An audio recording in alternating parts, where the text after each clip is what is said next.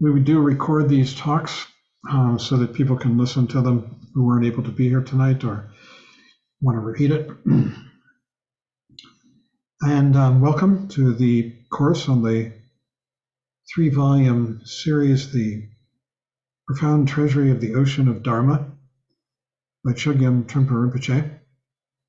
Trungpa Rinpoche was a Tibetan teacher who came to this country in 1970 and taught here until his death in 1987. And starting in 1973, he took every year about 150 to 250 students away for a retreat, a 3-month retreat. It would be somewhere in a resort area usually because it was in the off season and they were inexpensive. And during that time, he would go through the Tibetan Buddhist teachings, which are organized into 3 levels: the Hinayana. The Hinayana is the so-called foundational level. The Mahayana, the greater vehicle, yana means vehicle, and the Vajrayana, or the indestructible or adamantine vehicle, sometimes called the Tantrayana, Mantrayana. And these talks collected over 15 years, 15 different seminaries they were called, were digested into this 3-volume set. We have been working our way through it. We have worked our way through the first 2 volumes and are on the 3rd. If you stick with this, you will probably go over and over them. I certainly have. And it changes every time you see it. So we are on the 3rd volume and we're treating chapter 8, which is really all about the guru, or as we're going to find out tonight, the teacher, as the epitome of freedom. So Michael, would you like to start? Okay. Good evening, everyone. I have to say that as we go along, I'm increasingly humbled by these teachings and am happy to share with you what little I know, but I want to emphasize that it really is just a little, and that any understanding that I have is purely what comes out of practice and study, which is what we're all doing. I think it's interesting to think about the fact that when Trungpa Rinpoche presents the Vajrayana teachings at seminary, most of the students there have not actually begun Vajrayana practice yet. This was particularly true at the first seminary, obviously, but at every seminary there were new students coming in for whom the Vajrayana was really new. So that what he's doing is presenting what these teachings are, what these teachings are like, what's going to be asked of us, and what we might come to recognize. And in particular, I think, as we talked about before, one of the important things is coming to recognize our true nature, which is what's pointed out to us by the guru over and over, and what's made increasingly clear to us through our shamatha vipassana practice, but as well through the Vajrayana practices, which are very direct methods of pointing out our true nature to us. So I think if we keep those things in mind, it might be a little easier to understand and work through some of these teachings. This chapter of the Root Guru as the epitome of freedom really begins with Trungpa Rinpoche talking about sacred outlook, and along with sacred outlook, the notion of freedom, which the guru represents. And what this freedom means entirely is freedom from ego, freedom from the imprisonment of habituation, the freedom from the imprisonment of fixed concepts, fixed points of view, all of the ways in which we're attached to relative phenomena and confused by a lack of understanding of the true nature of things and the true nature of ourselves. And to some extent, I think it's really important in beginning to understand what we're learning here to refer back constantly to our shamatha vipassana practice, which begins to give us glimpses of some of these possibilities. So to begin with, he talks about self-existing sacredness and says that in the Vajrayana, we develop an understanding of what's called sacred outlook, or the awareness that all phenomena are sacred. And he says this understanding stems from the experience of mindfulness awareness practice, or shamatha vipassana. So again, it's really important, I think, to understand what we're doing when we do meditation practice, and to appreciate fully, in particular in relation to the Vajrayana, although it's true for the Hinayana and Mahayana as well, the utter simplicity of the practice. That when we sit in meditation, we simply work with what we have, our body, speech, and mind. We take a good posture. We allow ourselves to settle. We begin to relax or let go of thoughts of the past and future, and just settle into being present. And this utter simplicity of the practice, the utter simplicity of simply allowing ourselves to be, is what allows us to open ourselves to ourselves. We're not adding anything that we're lacking. We're not taking anything away in particular. We're just allowing ourselves to settle and come to recognize our true nature without any further elaboration, without any contrivance, without the clouding that's caused by any effort. As Trungpa Rinpoche says, whenever there's a gap in our conceptual mind, awareness just naturally flows into us, because awareness is always there. And as we begin to develop trust and confidence in the unconditional, unceasing nature of awareness, we more and more come to recognize the sacredness of the phenomenal world. As he says in the beginning of this chapter, the popular theistic notion is that things become sacred because they're somehow blessed by something external. And according to this view, we can't make anything sacred. Somebody else has to do it. But in the Vajrayana, he says sacredness is self-existing. In other words, it's already there. It's not something that we create. It's just something we allow ourselves to recognize. We allow ourselves to experience. We may become confused because we make some initial effort to settle, to take a good posture and so on. But in reality, once we settle, once we allow ourselves to open, again, awareness just naturally comes through. He says it's like opening a window and the breeze just naturally comes in without any effort at all. So that it's not that we make things sacred, it's just that we recognize the sacredness that's already there. And by sacred here, I think what he's talking about is the uniqueness, the preciousness, the immediacy of any and every experience we might have, as well as the purity of things exactly as they are. He says that sacredness is self-existing because in a healthy situation, if things are as they are, then there is no unwholesomeness involved. If things are as they are. So as we read before in Cutting Through Spiritual Materialism, things are as they are. The problem is we don't recognize that. So again, when we allow ourselves to settle, relax, let go in meditation practice, what we're realizing is that things are as they are, and that this is a healthy situation, that there is no unwholesomeness involved. So he says sacredness means things are wholesome in the fullest sense. And being me, I have to, of course, look up the definition of particular words. And that's exactly what wholesome means. Something is wholesome is something that's conducive to well-being, the well-being of body or mind. So the sense is that things naturally, when we allow them to just be, when we allow ourselves to be as we are, and when we allow things to be as they are, then there's a natural healthiness that's already there, a natural wholesomeness or sacredness. He says it means that experience is so sharp and penetrating, so powerful and direct, that it's like dealing with the naked elements, which he describes as drinking pure water, holding flame, sitting on the earth. So again, in some way, very ordinary things, but because we're fully present, because we're fully here, they have real power, real beauty, real energy that we can tap into. He says sacredness is the psychological and spiritual 100% wholesomeness of experience. There's nothing more than that. And he says no external holiness is blessed or influenced this experience, which is what it means again by self-existing, that we don't have to make things sacred. We just recognize their inherent sacredness.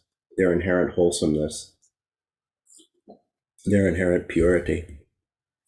He says that we develop this understanding of sacred outlook through our dealings with the phenomenal world, in dealing with everything and anything that occurs in our lives, or even in the cosmos.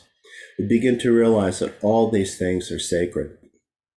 So again, one aspect of the Vajrayana is that everything is workable, that there is wisdom, energy, power, potentially in every experience. And that again, it's a matter of whether we're able to tune into that, recognize that. And we begin to develop this capacity through meditation practice and the little glimpses that that gives us. Or as he speaks about later in this chapter, the little peephole is where we start, and then that expands further and further.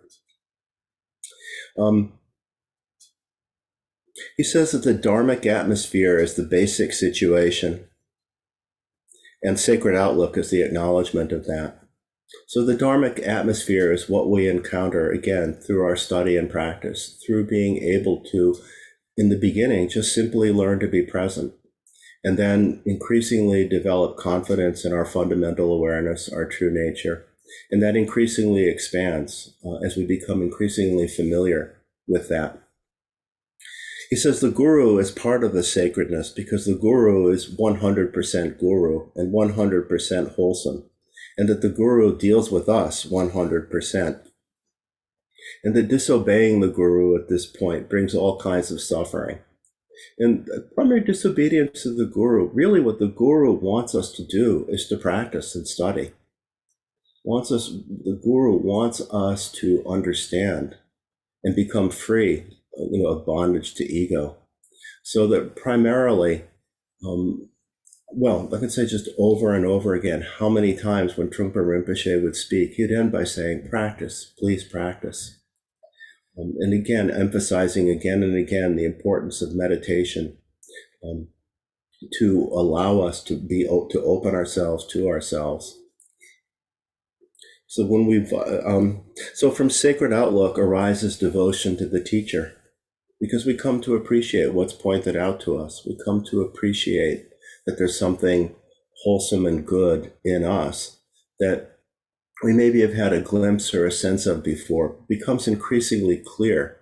And we begin to appreciate that there's a path to unraveling confusion, and appreciate that there's a path to opening ourselves to greater sanity. And that we appreciate that the guru pointed this out to us and manifests this for us.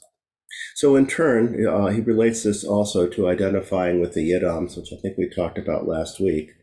Yidam practice is essentially the visualization practice that's done in the Vajrayana. He says the experience of sacred outlook is manifested in the form of various deities.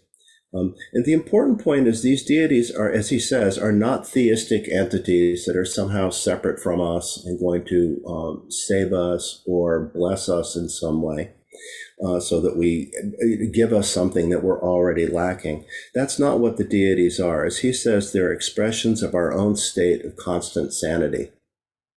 They're expressions of our own state of constant sanity. So what Yidam practice, visualization practice, is a means of directly pointing out our true nature, directly connecting to our true nature, our fundamental awareness, wakefulness. He says each deity captures a quality of strength and wakefulness related to the type of experience an individual is going through. And he says we ask to be empowered to practice, to deity practice, Vajrayana practice altogether, so that we might be included completely and fully as would-be kings and queens in the Vajra world. And what he's talking about here is the process of abhisheka, which is the process of initiation into Yidam practice. That's what he means by the sense of empowerment. That's exactly what an abhisheka is, an empowerment or an initiation to do these kinds of practices. The next section he talks about is the absence of struggle. And he says that the idea of sacredness is based on the principle that our environment provides natural gentleness. So the natural gentleness we could think as well as non-aggression, that we don't aren't trying to impose anything on our environment. We're not trying to make our environment or ourselves any different than what they are, but we're just simply, allowing ourselves to be as we are. We talk about as making friends with ourselves in a very basic sense, and allowing things to be as they are. Again, that's the expression of sacredness. He says, because of natural gentleness, things don't become heavy-handed, but instead are an easy, natural process. Therefore, we learn how to relax with our phenomenal world. And because we relax, we do not have to struggle.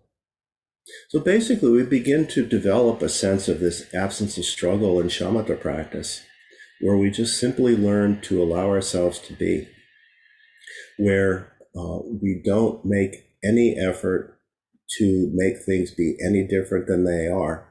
And when we realize that we are expecting something different or analyzing, thinking things should be different, we simply relax further and just see that that's what's happening and let go. So we begin to develop a sense of absence of struggle through shamatha practice and vipassana as well, because it's vipassana that sees when we begin to struggle. It's vipassana that sees when we somehow think we need to make an effort instead of just relaxing into our true nature. Because we don't have to struggle, he says, we begin to experience that there is basic goodness everywhere. Because we don't have to struggle, we begin to experience that there is basic goodness everywhere. Because increasingly we're able to see things as they are and allow things to be as they are, without judging, without evaluating, without trying to make things different, without trying to create a different now than the now that we can experience right here, right now. It's not that we change our mind. It's not that we change our mind that makes the world seem better, but the world in itself is better. It's intrinsically good. So again, it's not that we make things sacred. It's just that we recognize the sacredness, the goodness, the potential absence of struggle that's already there. And because of that goodness, we then begin to feel that even greater goodness exists. And that he says that greater goodness is called blessings. That the world, he says, the reason the world is holy or sacred is because it does not bring out any aggression or outright struggle. The reason the world is holy or sacred is because it does not bring out any aggression or outright struggle. So I had to read that sentence a couple times and think about it, because when I get caught up in speedy, sometimes it does seem like the world is bringing out aggression and outright struggle. But the more I actually can look at my experience, the more I realize, no, that the struggle begins in my mind. I'll set a goal for myself and then push. I'll set a goal or have some idea of how something should be, and then get aggressive to try to make it happen in some small way, or maybe not so small, depending on the person's outlook. But when I'm actually able to relax, just as he says, and let go of the sense of ambition, a sense of effort, then I can see that the world as it is doesn't bring out any aggression or outright struggle. It's habitual pattern that brings out aggression or outright struggle. And this becomes clear again later on when he talks about the blindness of ego. Therefore, because we can slip in and relax with it, there's tremendous freedom. The definition of freedom is absence of struggle. The absence of trying to make things different, better, the absence of evaluating, judging, questioning, absence of self-doubting, all of those things. He says we're freed from our oppression, our imprisonment, and we come to realize there is a pliable easiness and freedom to our existence. So he says anything sacred or holy is based on the absence of struggle. And I suppose you could flip that around and say that the presence of struggle means that we're not able to perceive, not able to recognize, not able to tune into this sacred or holy. The section after that is titled Manifesting Freedom. And he says the product of such freedom, or the way in which such freedom manifests, depends on our particular temperament, our state of mind, our style of Buddha nature. This freedom manifests and is presented to you in the form of deities. Again, we're talking about Yiram practice again, the visualization practice. All tantric deities are manifestations of freedom. In Tantra, he says, the state of freedom is seen in terms of feminine or masculine, or the mother and father lineages. The feminine principle is openness, and the masculine principle is application, or the pragmatic quality. Or in other cases, the feminine quality is connected with prajna, which I guess is another way of talking about openness. And the masculine quality is connected with upaya, or skillful means. And the idea in Vajrayana practice is, again, bringing these two together. It says the various levels of Tantra are all experiences of freedom. It says this connecting with freedom, which is the next section. The interesting thing is that we cannot connect directly with such freedom. We might have a general idea of it, but we're still not altogether free. And this is, I think what he's talking about here is that, again, we might have some idea that's a partial truth, but any kind of conceptual sense of what this freedom is at best a partial truth, if not misleading. And that ultimately what we need to do is let go of any sense of something that we need to create or something that we think we should be experiencing altogether, and just learn to relax into what our actual experience is. He says that someone has to introduce that freedom, or somebody has to manifest it, and only the root guru can do that. That the root guru manifests as the symbol or epitome of freedom, as well as through being a teacher. And then with this, the key point, he says, is to have devotion to the guru. And again, primarily, devotion to the guru comes from appreciation of the guru's qualities, appreciation of what we experience in terms of the truth of what the guru teaches us, appreciation of what we come to recognize or what's pointed out to us through those teachings. And with that, we develop a sense of devotion, confidence, faith, trust in the guru. And the next section is seeing the phenomenal world as a manifestation of the guru, which again is an important aspect of Vajrayana practice. It says, through devotion, we realize the world we're entering into, this freedom, is our freedom as well as the teacher's freedom. We experience a state of mind known as tagnang, which translates at first as pure perception, but then ultimately brings back to, again, sacred outlook, another definition of sacred outlook.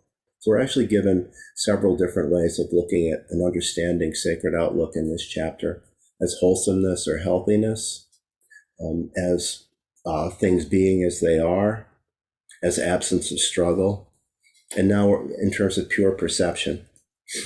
The phenomenal world, he says, is seen as sacred because it is a manifestation of the guru and also a product of our practice. And what we're beginning to get at here is the sense that ultimately the guru's mind is no different than our mind, not in the sense that we think the same thing or see the same thing, but that ultimately the guru's recognition of the true nature of mind and what the true nature of mind is no different than what our true nature is, whether we recognize it or not.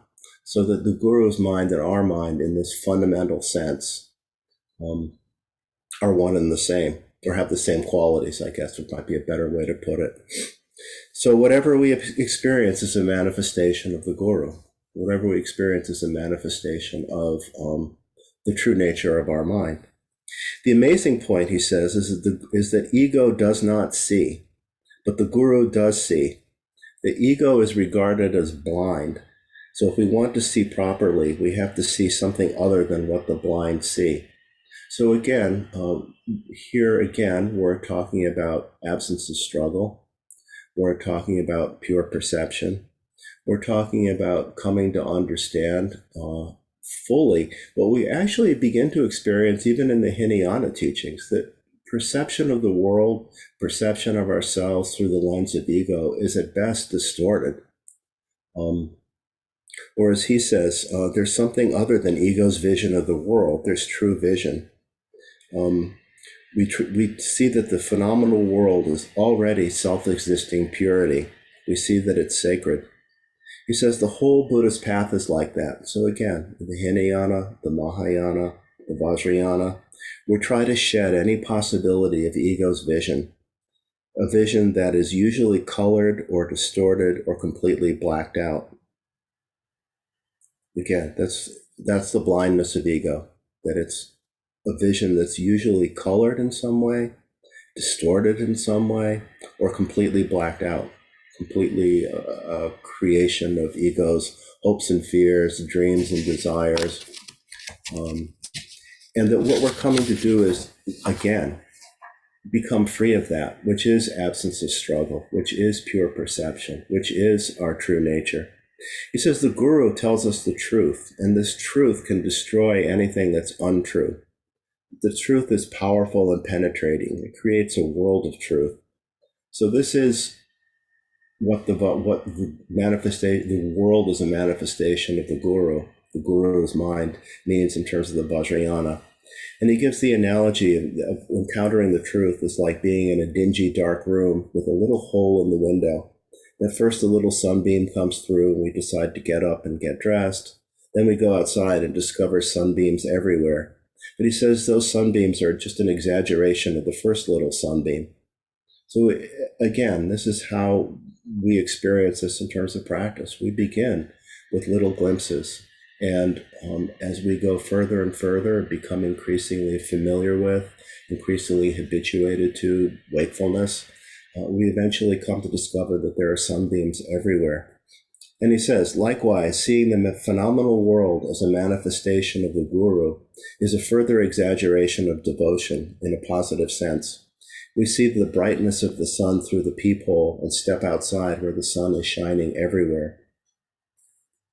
And there's a short section that covers three aspects of the Vajra world, where he says it's important to understand that this world has three aspects: the Yidams, or principal deities, the teacher or Vajra master, and ourselves. And combined, these provide what's known as the Vajra world. And he says sacred outlook is not only about thinking that everything is good, it is absence of imprisonment.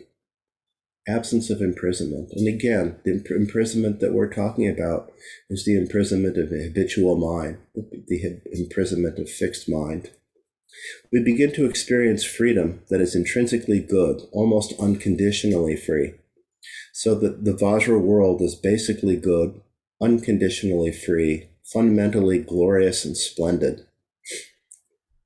In other words, brilliant and impressive in its beauty, grandeur, or excellence. When we enter that world, there is bondage between the Vajra master, the deity, and yourself. We're joined together. That provides a profound basis for Vajrayana practice altogether. And this bondage, this connection, what he's talking about is this very direct methods, techniques to help us recognize the true nature of our mind, which is really what we begin with in shamatha vipassana practice. Without the guru, without the deities to relate to, and without ourselves, we can't practice Vajrayana at all. That seems to be the basic idea of experiencing and understanding sacred outlook. So at this point, John's going to take over and begin talking about the next section, flashing sacred outlook. But I hope this helps to frame that somewhat. Anyway, take it away, John. Thanks, Michael.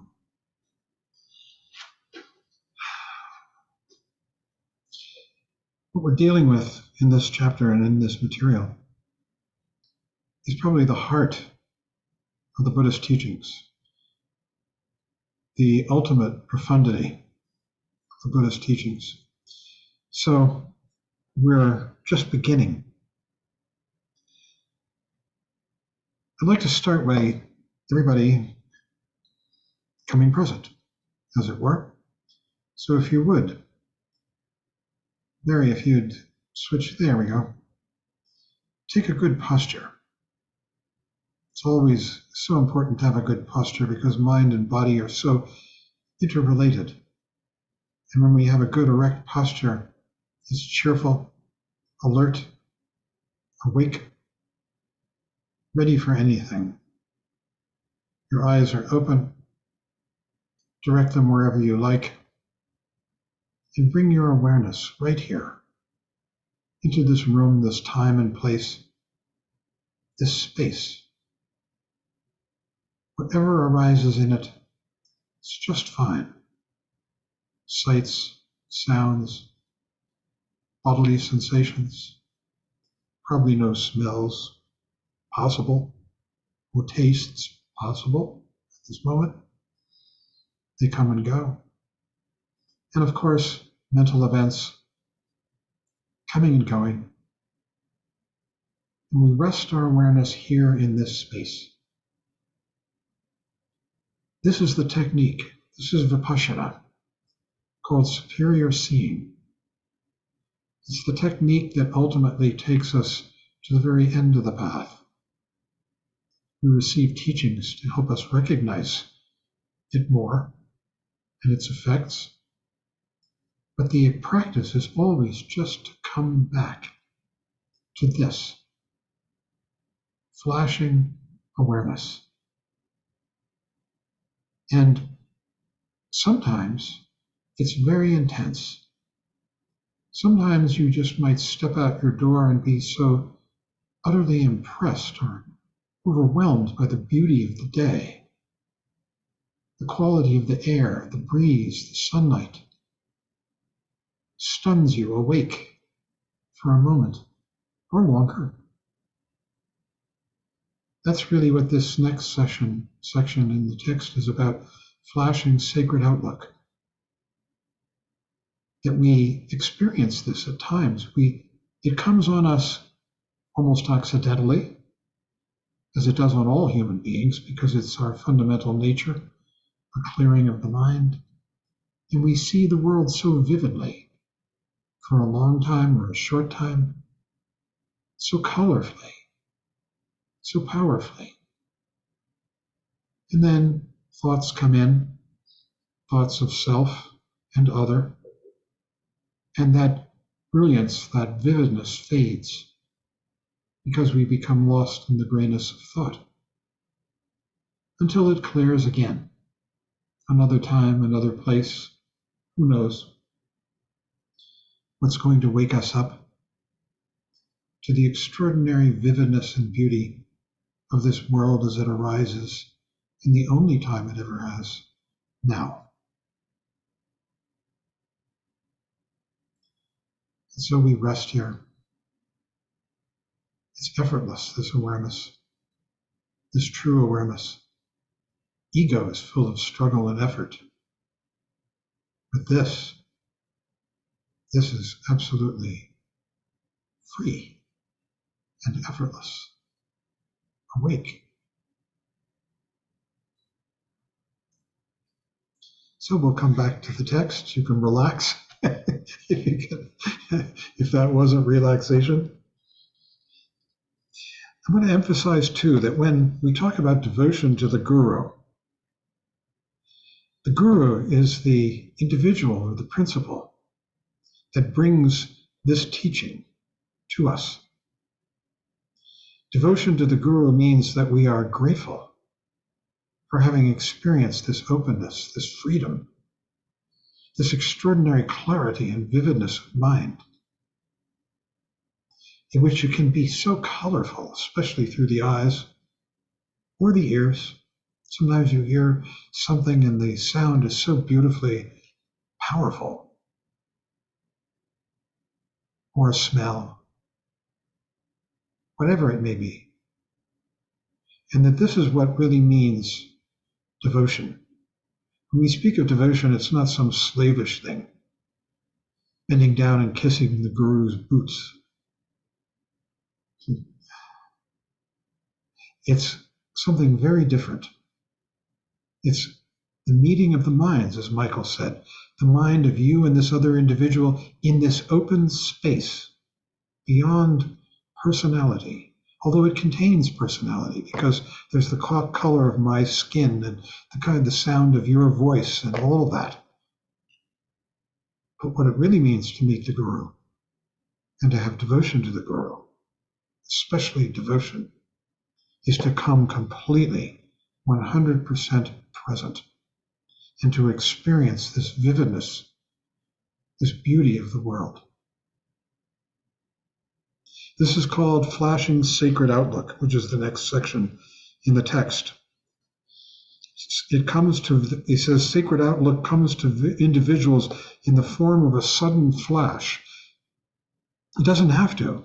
It can come gradually and gently, but most often people, especially in the beginning when they haven't really recognized this, it comes as a flash, a discontinuity. Suddenly, oh, look how beautiful the day is, the quality of the light, the colors, whatever it might be. And there are 3 Lojong slogans which have to do with this. The first, he says, relates to the enlightened body, Vajra body. That's the physicalness of this world. And seen without distortion. That means what Vajra means.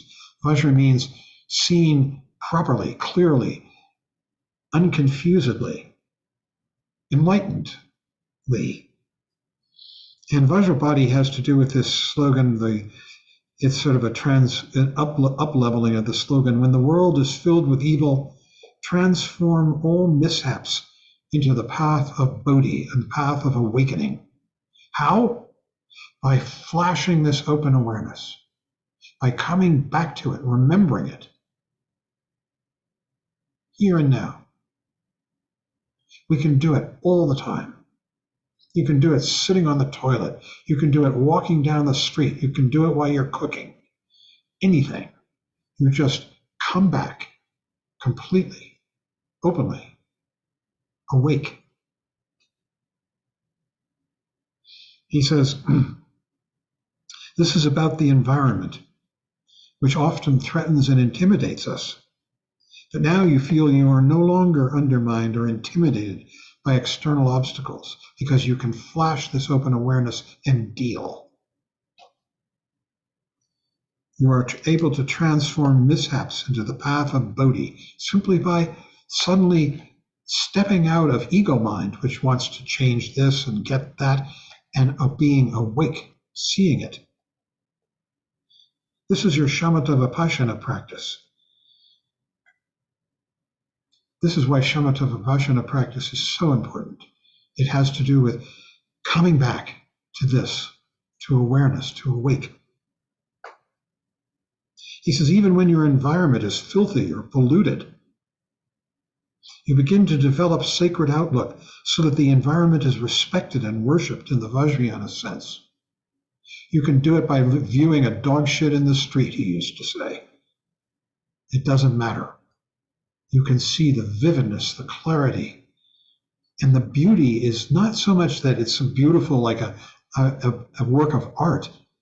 It's beautiful because it is what it is. So simply, powerfully, evocatively.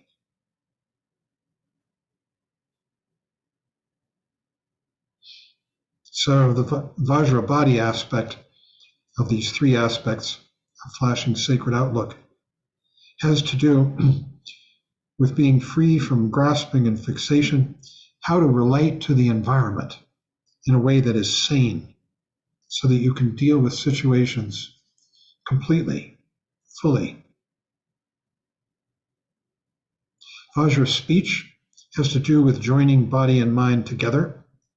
The slogan is, whatever you meet unexpectedly, join with meditation. And how do you do that? By flashing that very openness and awareness. We just practiced it, sitting here. But you can do it wherever you are. Standing at the stove, walking down the street, talking on the phone. You can flash this open awareness. Here we are. We're free from the strictures of ego with its demands. We can be anything. And this is the true meaning of devotion.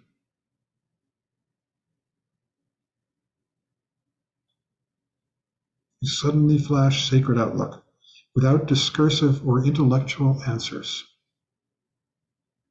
You're joining meditation, the mind of meditation, this clear, aware mind, without thoughts, with sacred outlook. Vajra mind, the indestructible mind, the mind of awakening, the mind of enlightenment, He says, experiencing everything as shunyata protection. It's the same thing again.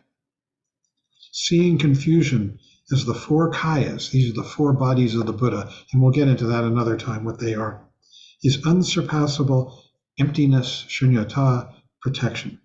That's the slogan. And what it means is flashing this complete awareness.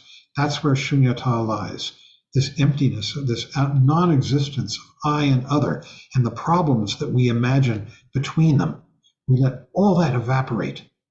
It just dissolves into nowhere. And here we are, clear, awake. You can experience this as you walk out your door at night to look at the moon, as you're talking to your partner, your lover, your friend. You can suddenly flash this open awareness, and it contains within it enormous appreciation and understanding. Awake.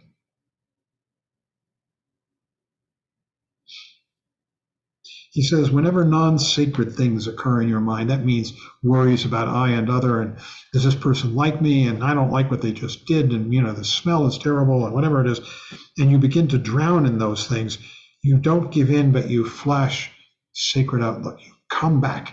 You see it as it is, and that doesn't mean that you're whitewashing it at all. You're seeing it precisely as it is in all its extraordinary vividness. That vividness is what is so sacred.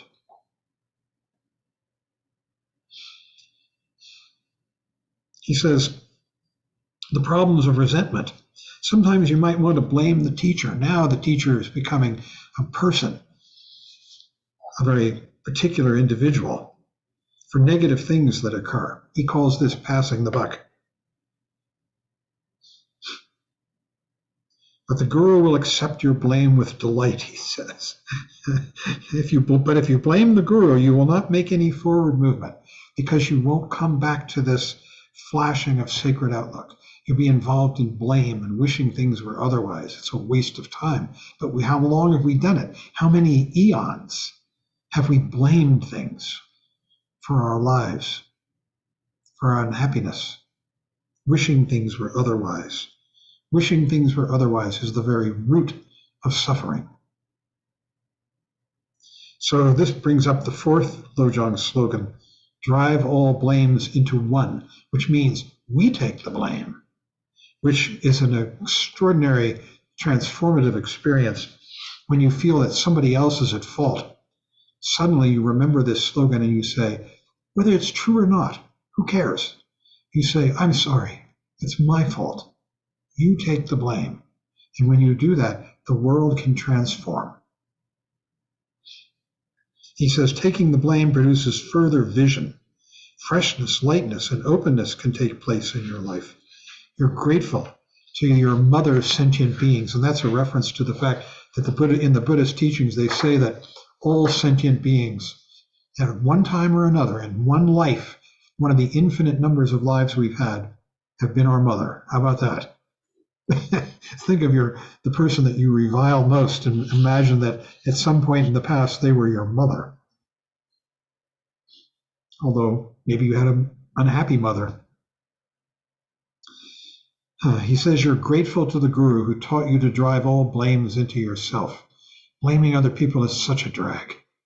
It's such a sorrow. And when you take the blame, whether it's yours or not, it's amazing how transformative that practice can be. It can open things up between you and the other person in ways you never expected. Because it's so outrageous, such an amazing thing to do. Nobody ever does that, except people who are practicing this slogan. And I recommend you try it. So as your Lojong practice begins to work and take effect, it creates a heightening of compassion for other sentient beings and a further appreciation of the teacher, the guru, who is the author of that particular teaching. That's the point about the guru.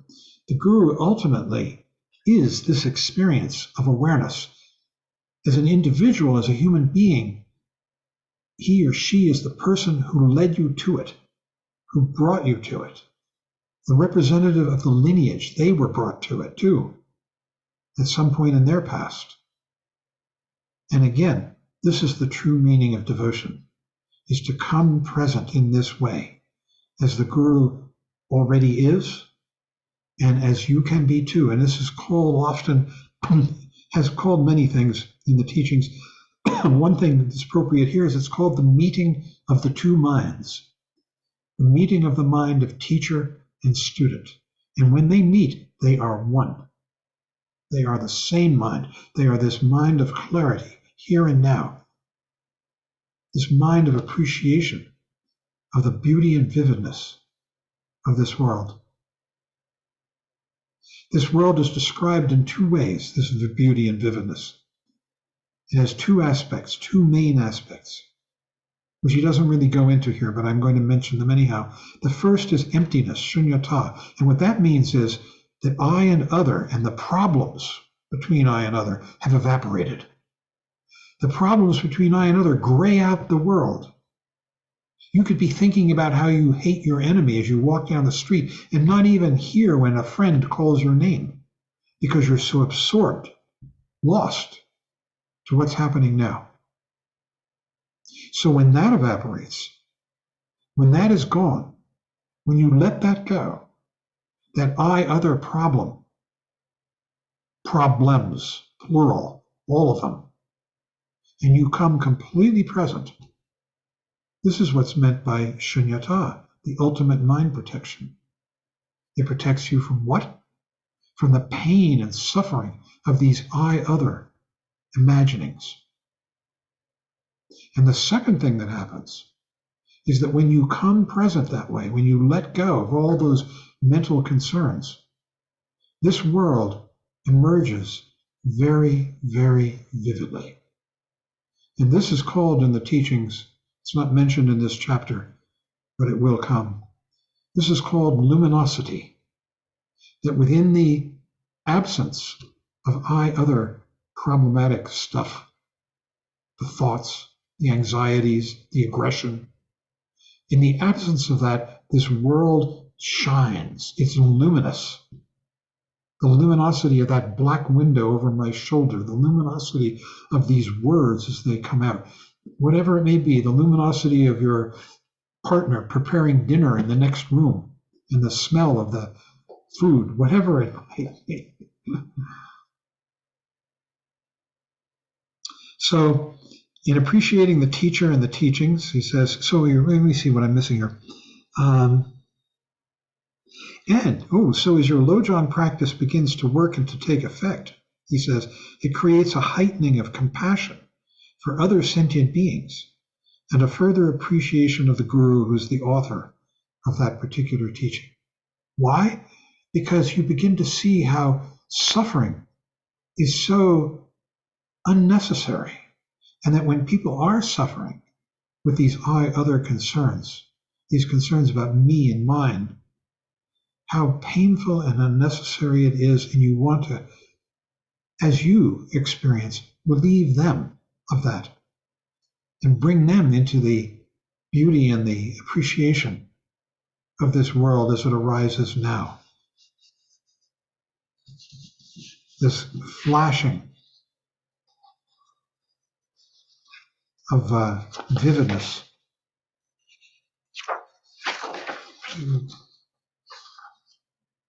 There we go.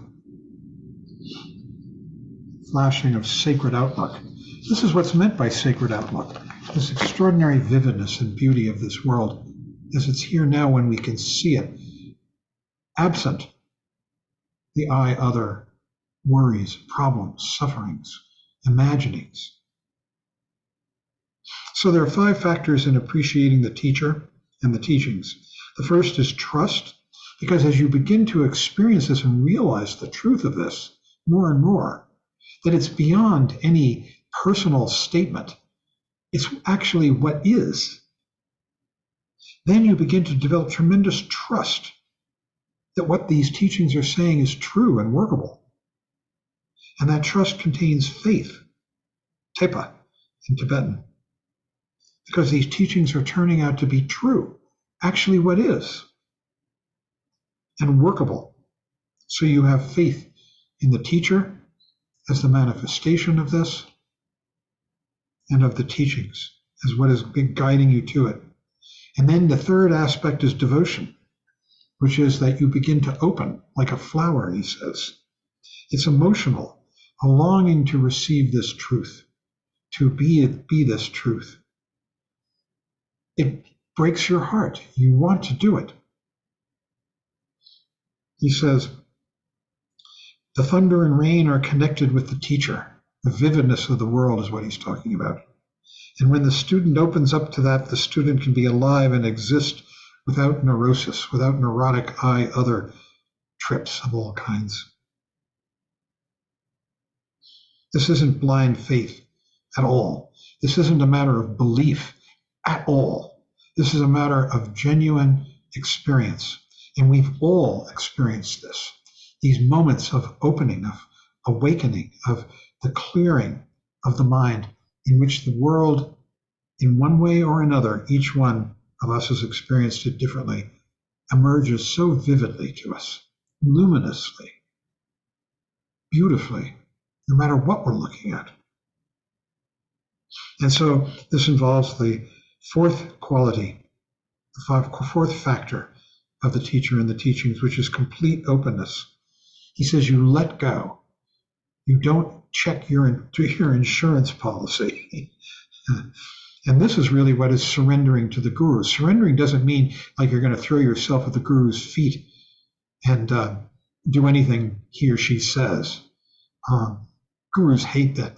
A true teacher hates that. And in fact, I've just been writing up Allen Ginsberg's first meeting with Trungpa Rinpoche. Actually, slightly his second, but it was his first. Rinpoche was meeting him at a travel lodge in San Francisco. And I and my cohort, Marvin Casper, were promoting this because we thought, maybe a little of Allen's fame will rub off on Rinpoche. And, anything we could do to make him more well-known and famous. And Allen got to the travel lodge where Rinpoche was staying with his wife, Diana, and before we did. And we got there, and Rinpoche had been drinking, as was his wont. And we had to climb up these stairs. And there was a long balcony leading down to their room. And it was covered with indoor-outdoor plastic carpeting, looked like grass. And as we crested the stairs, Allen came out the door about maybe 50, 60, 80 feet somewhere down this balcony, this with a wrought iron railing to protect you from falling off. And Rinpoche had his arms around Marvin and me. He was pretending, I think, half pretending, that he was having difficulty walking because he had drunk so much. And he started running down towards Allen Ginsberg and galumphing along. He had his partially paralyzed left leg. And Marvin and I are trying to keep up, and the three of us went sprawling. And we picked Rinpoche up, Marvin and I, just as Allen arrived, bent down and kissed Rinpoche's leather boots. And I was going, uh-oh, bad move. Because I knew Rinpoche hated that false devotion. It's not the meaning of devotion. Well, nothing happened. Rinpoche didn't do anything with Allen. And it went on and eventually became quite close. Allen became his devoted student. But that's another story. And that's not a fast one either. So by surrendering, you become worthy of receiving further knowledge. Surrendering means coming present. Doesn't mean kissing the guru's boots. The guru hates that kind of stuff. It's false devotion. It's wanting something. It's neediness. True devotion is sharing the minds, coming completely present. By surrendering, you become worthy of receiving further knowledge. This openness is like being willing to invest $1 million, complete trust in this moment, being here now. He says you're signing over the welfare of your whole being to your Vajra master. And that doesn't mean kissing his boots. It means being willing to be here with him. Daringness is the last quality. And he says this is trickier. It's letting go of your own personal collections, letting go of Your background. When we went back to the room with Alan, he sat there in the corner with his harmonium on his lap, waiting for an opportunity to play Hindu mantras and accompany himself on the harmonium. That's your personal collection. He never got that opportunity. And more happened, a lot more. Without making a daring move to accomplish egolessness, any achievement of enlightenment is impossible. And that daring move has to do with giving up self-aggrandizement, with giving up preconceptions, and with being willing to come completely present with the teacher and share their mind. Allen Ginsberg did that very beautifully eventually. He says this is actually the definition of liberation, being liberated from yourself and all the strictures we place on ourselves. Being liberated from arrogance, panic, deep-rooted attachment, fear, pride, which is just another flip of fear. He says you have to tear open your heart, and he calls it psychological seppuku. Seppuku, if you don't know, is the Japanese term for ritual suicide. The samurai would commit seppuku under certain circumstances, and they would slit their belly with their short sword and do it in a ritual fashion. And then they would be assisted by another samurai who would slice their head off to spare them the agony of a slow death. And so seppuku is suicide. And what he's saying is that this is spiritual seppuku, psychological seppuku. We are sacrificing our ego, our desire to get something. How? By coming present. It's so simple.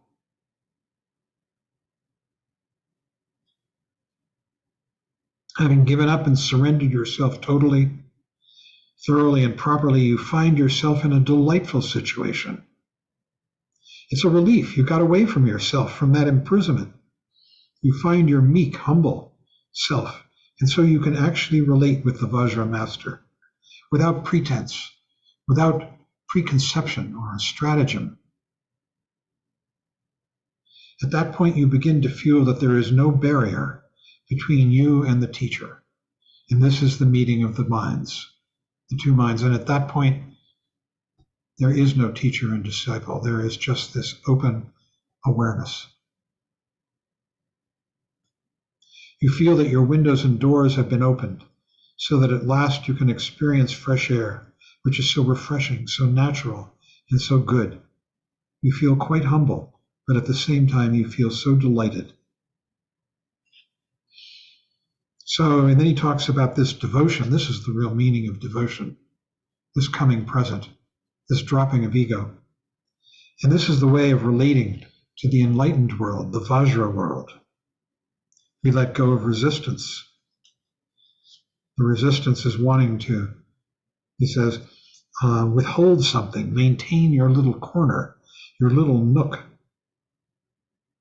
Even if it's painful or unpleasant in some way, you've become accustomed to that so that it almost feels comfortable. It's familiar and you don't want to let go. Oftentimes this is negative. What's so familiar and what we are holding on to is negative self-opinion, self-criticism. We're so accustomed to it. We feel like we can't let go of it. This is the letting go of resistance, to let go of that. He says it's like having bad teeth and not wanting to have them pulled out. That's one way of putting it. You're so accustomed to this status quo that even though it is painful, you don't want to let it go because it is so familiar and at least convenient. And it offers a promise of improvement, this pain. And so we maintain it because we hope that we'll somehow get beyond it.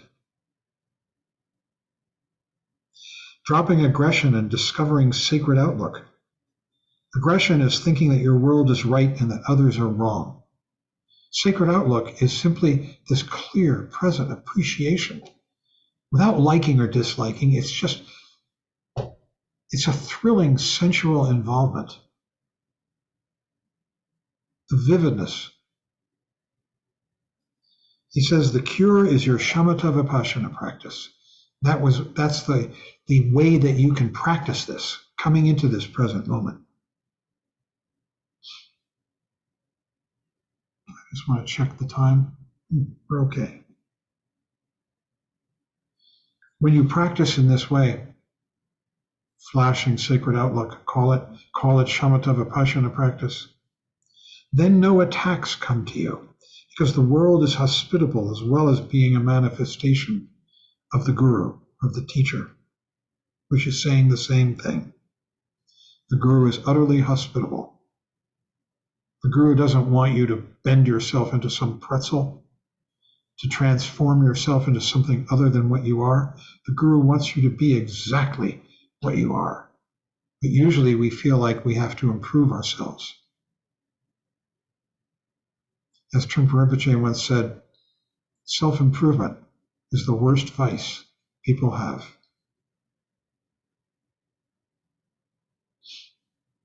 So awareness is both gentle and soft, because this world is already sacred. It's beautiful, it's wholesome, as Michael was saying. We are simply coming back to it or recognizing it, what's already here. We're not creating something new. It's waiting for us. He says you just discover that. You don't manufacture it. You are just seeing clearly what the whole thing is about. We've been lost in dreams for so long. And we do it again and again. We go into dreams of anxious dreams of wishing things were otherwise, of fearing things will be otherwise as we imagine them to be. So that's why we say that prajna is transcendent seeing things as they are, stripped of our preconceptions, comes out of awareness, or the vipassana principle. So when you come present with vipassana here, you see things as they are, stripped of good and bad judgments, stripped of hope and fear, stripped of all kinds of preconceptions. And that is the meaning of prajna. That is how sacred outlook is discovered. And as we do this, we are growing the seed of Buddha nature, because this is our Buddha nature. We are fundamentally Buddha, which means awake. It's just that we've gotten lost in dreams, pernicious, nasty dreams. So to do this, he says you need two things to wake up, to realize your Buddha nature, your awake mind. You need the teacher who reminds you of it, and yourself. That's it. He says the seed is yourself, and the teacher causes it to grow properly. And this teacher may be inside as well as outside of you. The teacher is like the bright sun. You need to be able to see it, not be blind. So it depends partly on your perception, and at the same time, the sun exists in the sky, whether you acknowledge it or not. This true, vivid perception, this beautiful world, shining world, exists here all the time. It's just a matter of whether we come back to it or not.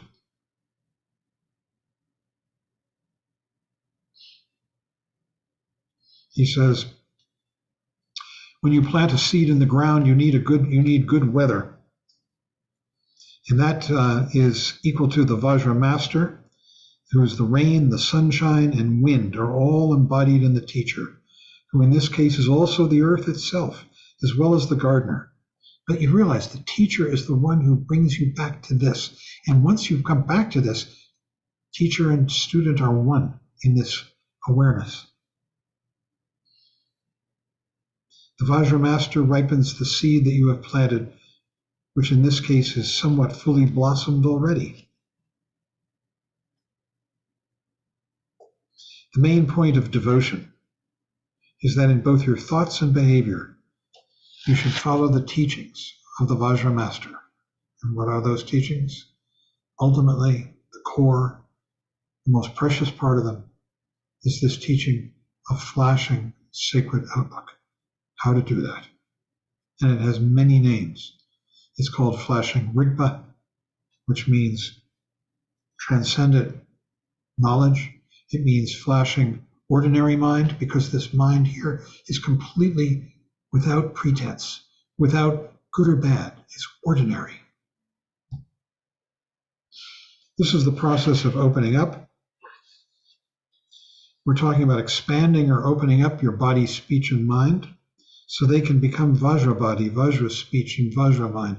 Opening up means dropping I with all its petty, unhappy, repetitive, habitual concerns. So we do this with the help of the three slogans discussed, all of which are really the same thing. Flashing sacred outlook, flashing this awareness that is so appreciative.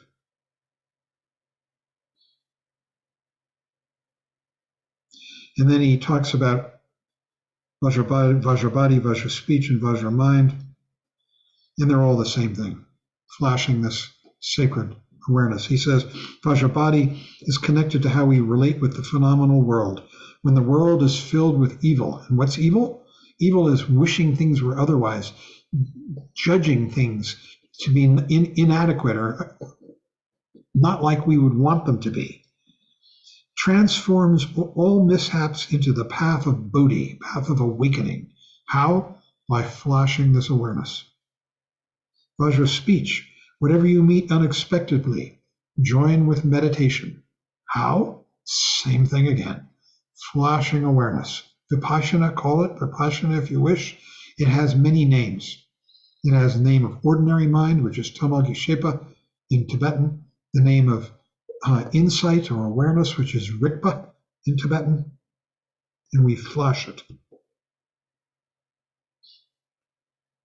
Vajra mind, seeing confusion as the four kayas, the four bodies of the Buddha, is unsurpassable shunyata, emptiness, protection. And how do we do that? Same thing again. Come present. Drop the preconceptions of I and other and everything that inheres between those imaginary things, I and other. Hatred, love, passion, lust, envy, jealousy, pride, whatever it might be.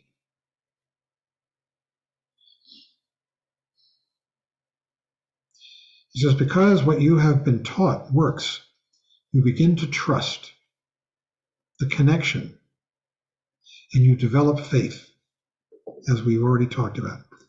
You begin to realize that shamatha vipassana practice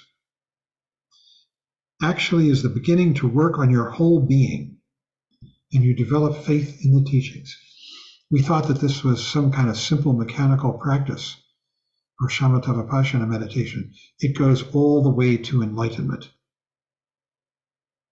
It's very deep because it's this flashing sacred outlook.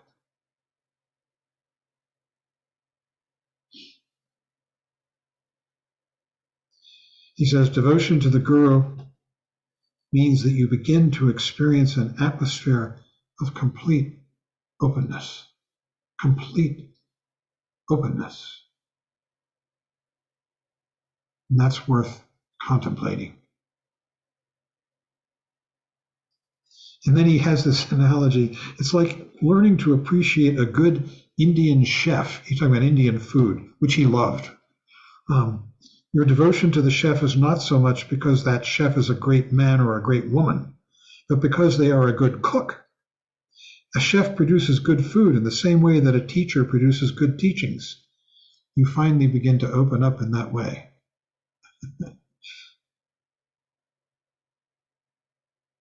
Then there is a further situation, which is that your cook begins to become your boss. Your cook begins to tell you what to eat, but that comes later. And then later in the teachings. He says, you want to become completely soaked in Vajrayana discipline, and there is no other way than by surrendering or giving in to the Vajra master. And that means, ultimately, coming present. Without that, the magic and openness could not occur. If there is no devotion, remember our definition of devotion, if there is no magic, no openness, then the rest of the Vajrayana is irrelevant. Once this magic happens in your life, a little effort is needed, but most of the process is based on mutual understanding. A little effort. You have to practice. And the irony is that the more you understand this, the more effortless it becomes. Effort just gets in the way. Effort has to do with ambition. And so it becomes more and more a recognition of our basic nature. This is really advanced stuff. It's beautiful. Entering the Vajrayana, you conclude there is no other way to do it. It is like flying in an airplane.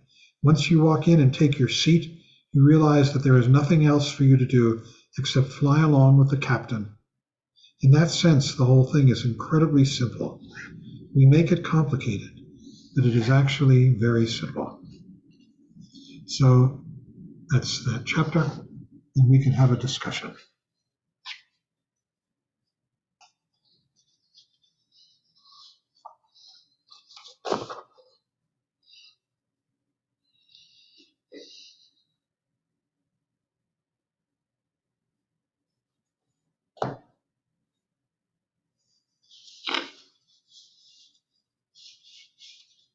Lane has a question. Okay. Good evening, and thanks for the talk. The themes of the chapter were very clear to me, clear enough, but I have a question about one expression that Rinpoche used that kind of threw me. When he was talking about freedom, he used this expression, styles of Buddha nature. Which I don't quite get, because I thought Buddha nature was the same in everyone. I could see that maybe bodhicitta is expressed differently according to one's nature, but I thought what drives bodhicitta, this Buddha nature, is the same in everyone. So I don't know. How do you understand that? Michael, do you want to take it, or should I? I'll start. I read that and thought about it in terms of the Buddha families, which we talked about before. So that, for instance, and I've thought about different teachers that I've met, at different points in time. So, for instance, some teachers, Trungpa Rinpoche, for instance, comes across as, in one sense, very humble and very kind and warm. Trungpa Rinpoche could be kind and warm, but could also be very forbidding at times. Scary. Himlap Rinpoche has a great sense of humor, which Trungpa Rinpoche also did, but it comes across as in a very friendly way. Other teachers will come across in perhaps some, I don't mean, pedantic isn't exactly the best word for it, but very sharp and clear. So there are different ways of expressing the nature. And I think probably you could think of the 5 Buddha families that we talked about before as different expressions of Buddha nature as well. And I don't think I'm familiar with the 5 Buddha families. Is that something you could go over briefly? No, we're not doing that here. If you go to the chapter titled Tantra and Cutting Through Spiritual Materialism, there's a very good description of the Buddha families there. The Buddha families are key, very important in the Vajrayana. The organization of the mandala, which is really the organization of the world. There are personal mandalas. There's the mandala of your city, of your family, of your country, of the universe. There are many, many mandalas, and they are organized into what are called the 5 Buddha families. These are the expressions of enlightenment, and they have different styles, very different. One in these 5, and that's what he's referring to here, I'm sure. Enlightenment can manifest. It isn't homogeneous. It isn't some one taste, pap. It's colorful, vivid, and it manifests in primarily in these 5 different styles, which are so gorgeous. Read the chapter on Tantra, as Michael suggested, in Cutting Through Spiritual Materialism. That'll give you a good introduction to the 5 Buddha families. And when you enter the Vajrayana, they become very important. All right. I mean, I totally understood what he was getting at, but it still just threw me because I thought Buddha nature was the same in everyone. Buddha nature is enlightened nature, and it is the same at its core, but it manifests in different styles in each one of us. Okay, thanks. Yeah. Yeah, I agree with that. Thank you, though. Great question. Ed? Yeah. For those cuts. Well, I was just gonna reiterate what John said, is that our personalities, which are all different, are the vehicles for the manifestation of the Buddha nature inherent in all of us. So it's we're human beings, and the way things come out is unique to each of us. But what comes out is, if we try and if we work at it, our Buddha nature.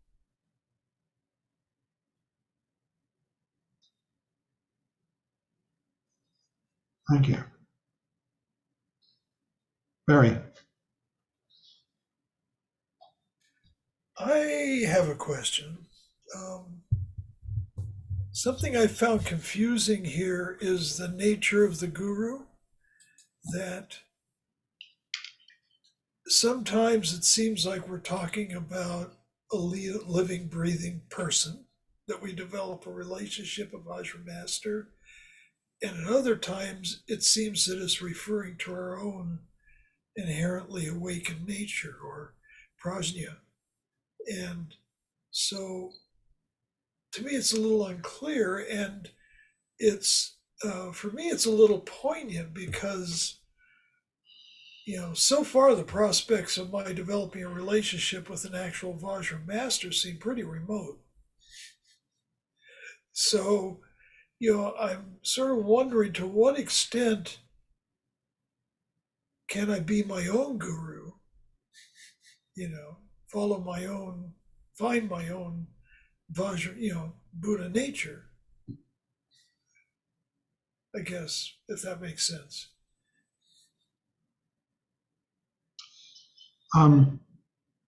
Where was I reading this? Trungpa Rinpoche talks about the essence of the Vajra master. He uses an analogy. It's like a generator producing electric current and light bulbs that are lit by it. And your root teacher, of which you can have more than one, but not very many, 2 or 3 max probably, is the generator. And that's what provides the fundamental understanding and inspiration. Then when you receive teachings from other teachers who might be branch teachers, root, branch, they may be giving you teachings, and their teachings are lit by the understanding you received from the root teacher. That understanding can be communicated over centuries. It's most often done face to face, but there are plenty of stories in the teachings about people receiving teachings through the lineage, you might say, over the course of the centuries. And then those teachings, that understanding, that generator current, lights up teachings they get from other teachers. So you might have I think I've said it. Okay, I've begun to think that in a way the lineage is my guru. The lineage is a very powerful communicator of the teachings. Yes, and it comes expressed through living people like me. I'm just, a humble student aspiring to be a teacher. And it comes expressed through great teachers like Trungpa Rinpoche. And it comes expressed through their writings that are left behind, the power of the lineage. He used to say, we all thought he was the beginning and the end of everything. And he used to say, no, that's not it. He said, I'm just the latest expression of the power of the lineage. That's what's happening. These teachings are flowing like a river through us. And to the extent that we practice and understand them and realize them, we will pass them on. And it's a great gift. I want people here to become teachers, because when you teach, you learn more than anybody. It's really true. And I see Michael laughing, but it is. Dirty little secret. Yeah. And by the way, that's for real. If anyone has an interest in teaching, they should.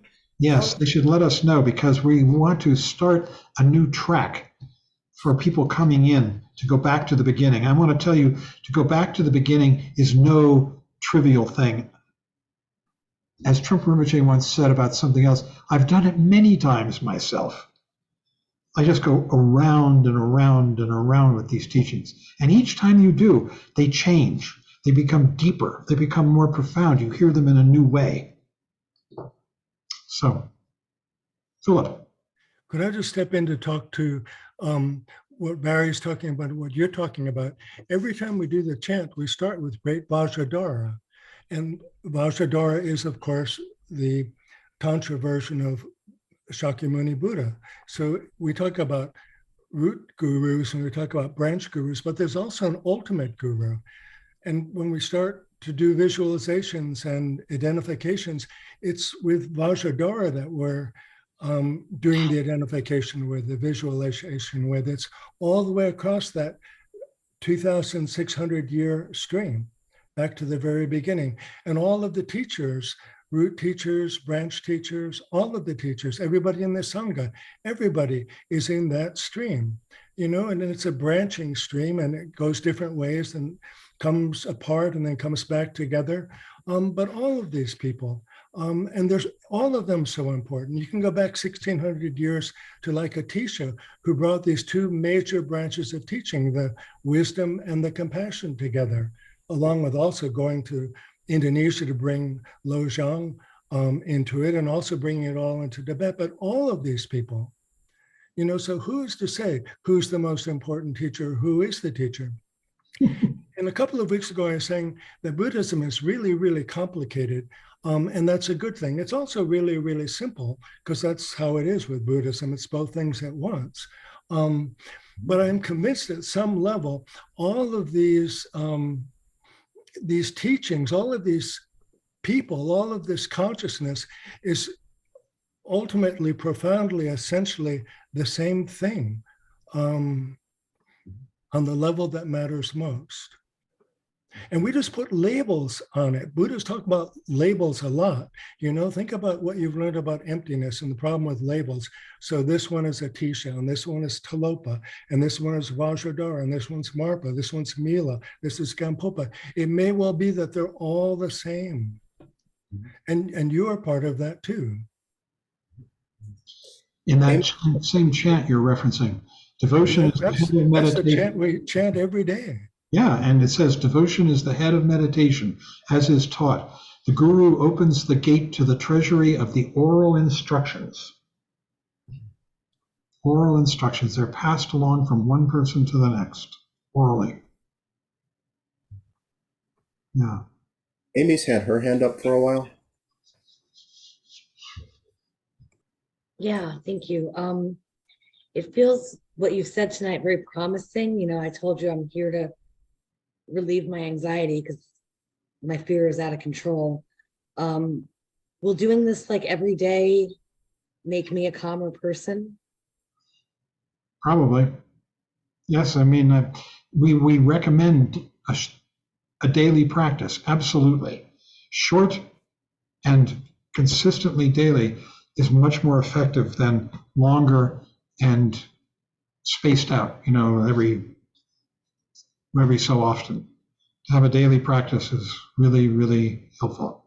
And when you begin practice, one of the first effects is calming. I mean, the beginning practice is called abiding in peace, shine in Tibetan, shamatha in Sanskrit. And it literally translates abiding in peace. That's one of the main qualities of that practice. One of three main qualities. So yeah. Thank you. Great. Okay. We should probably end because it is. Vicky, maybe Vicky Okay, Vicky. has something and can keep it short. Yeah, Barry, I really appreciate your question. That's a real burning question for me, our own internal guru. And so my question is, as I try to learn things from Thich Nhat Hanh and Pema Chodron, and even to an extent back in Carlos Castaneda literature, the person of Don Juan, is that continuing in the lineage?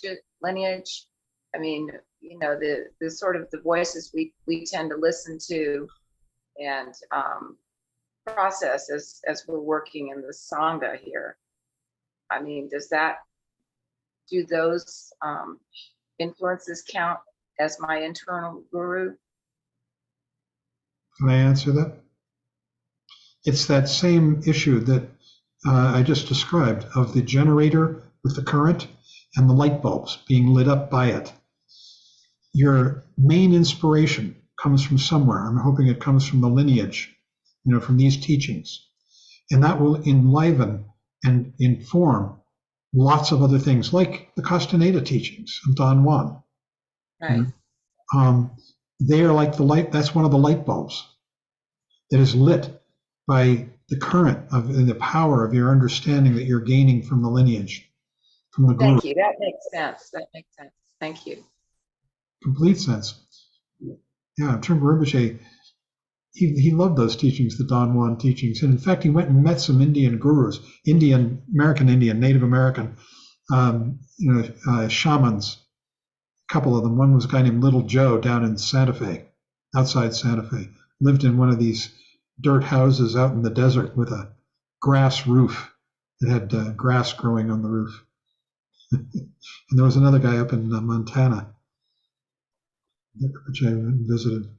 He felt, though, that the Indian culture that had been very, very profound from his understanding of the Indian teachings had been degraded, and that there was very little left of it, only in a few people. He was very sad about that. Well, we should end. We will have a discussion tomorrow night after meditation. You're all welcome to join. So I'll put the chants up and we'll do the closing chants. Who's Meg and Kurt? Are they here? Yes, they are. Great. Here we go.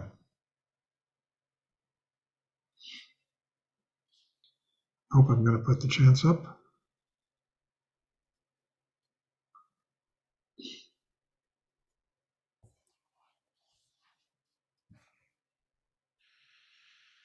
We'll close with a prayer for peace, and then we'll dedicate the merit earned by our practice and study for the benefit of all sentient beings. By the blessings of enlightened and compassionate ones, by the power of my positive actions of 3 times and my prayers of pure aspiration, may wars, conflicts, epidemics, and all other maladies dissolve in this world. May the earth and all who live on this earth enjoy the abundance of well-being. May all learn to live lovingly with each other. By this merit, may all obtain omniscience. May it defeat the enemy of wrongdoing. From the stormy waves of birth, old age, sickness, and death, from the ocean of samsara, may I free all beings. By the confidence of the golden sun of the great east, may the lotus garden of the Rigdom's wisdom bloom. May the dark ignorance of sentient beings be dispelled. May all beings enjoy profound, brilliant glory.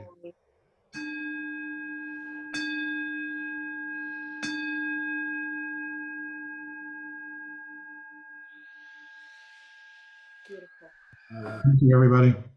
John, Michael, Barry. Thanks, John, Michael. Good night. Good night, everybody. Good night. Everyone. Take care. Good night, John. Good night. See you tomorrow. See you tomorrow. Can I talk to you for a second, too? See you later. beautiful evening. Thank you.